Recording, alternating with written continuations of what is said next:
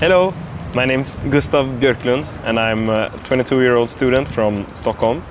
I'm part of this World Campus International experience here in Japan for 9 weeks now. This is the second week and we are standing in Kumamoto, and today has been a lovely day. This day in particular has been very nice. We met here at the YMCA.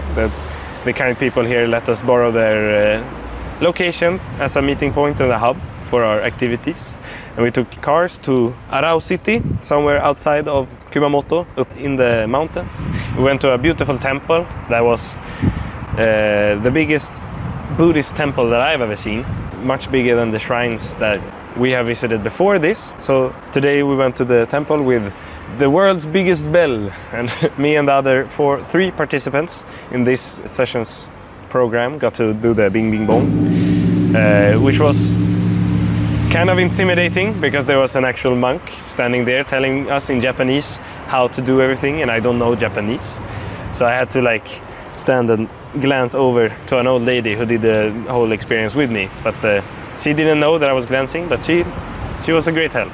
After that we had some udon noodles at the restaurant next to the temple, which was very nice. It was some fried shrimp and the normal udon soup, I guess, but it's not very normal for me as an European, but it's fairly common to eat here, which was very nice.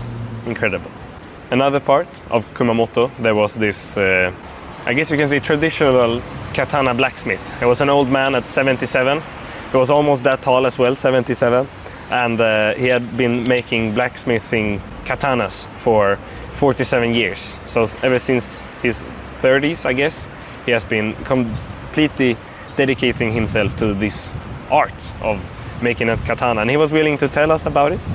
It was very intimate, I would say. We were a fairly small group, and the host families joined us as well, at least one of them, and it made everything feel much more nicer. And there was some high school students from Japanese school here that wanted to join us, and we actually got a little goodie bag from them, which is very nice. Well, the blacksmith was very interesting. It was kind of hard to follow along to actually know what was going on, but when, for example, he pulled out the steel from the furnace and put it in the power hammer, and the sparks flew everywhere. It was fun, I guess. And it's very interesting to have a person that knows what they're talking about tell us about it and be willing to share this with us. Because that's one thing that I thought before about Japan, that people will be very restrictive and not wanting to share too much of their culture to someone who's not gonna care too much about it maybe. But coming here and seeing the people, meeting the people, they're always interested in you and interested in me and interested in sharing their own culture, which is fun because you can have very nice conversations that way, giving and taking in a way. At the same place as the blacksmith, there was this dojo where people actually train and exercise working with the katana and keeping the martial art alive in a way called iaido. Sitting in the front seat at this very intimate garage dojo was very sweaty. I felt that if the person holding the katana accidentally drops it, it would go straight through me. But luckily the people were all very professional and everything was very safe, and I felt very safe, but it was still riveting to sit there and just look death in the eyes. That was my day here in Kumamoto. I have many more to come. I hope that you might have been inspired to take the leap and come here.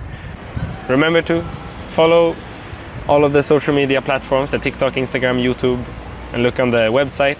There's a lot of good information about this trip, and you'll certainly find what you're looking for.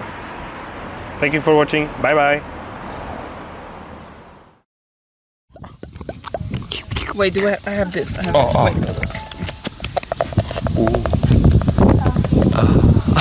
That's it. Like and subscribe.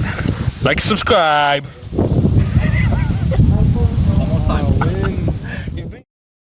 Host families that joined us for the occasion, and it made everything feel so... There's a train going past.